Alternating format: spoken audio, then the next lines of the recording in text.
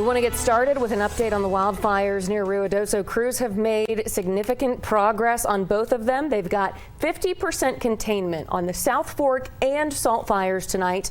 Right now, they are really trying to push the message to folks, hoping nobody is going to celebrate the 4th of July next week with fireworks. And just a week ago, thousands of people didn't even know if their homes would still be standing when they came back to town. There was at least one man who stayed behind so he could actually try and prepare his neighbors for whatever was waiting for them. Our Alika Medina joins us from Ruidoso right now.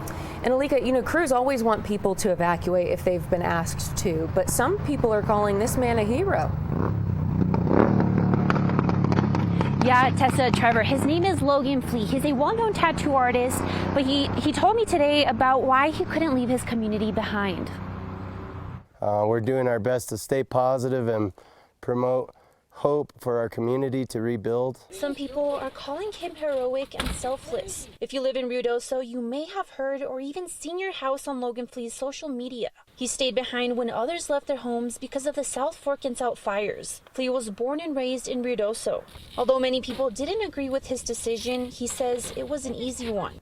When you see a need, you feel a need, and you got to get out there and work hard.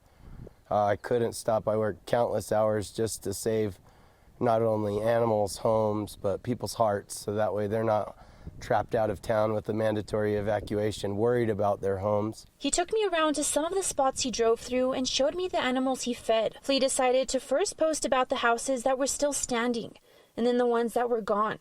But he didn't know if it was the right thing to do, but says he had an outpour of support and says it eventually turned into... And the outreach was, can you feed my chickens? Can you feed my horse? I'm scared for my cat. I was there for my community, and I love my community. Flea says he started taking in requests for people to see their house and if they needed their animals fed. And then people started helping him out as well. I was offered some gas money on my Venmo account and realized that they wanted to give back to me for my good efforts to my fellow person.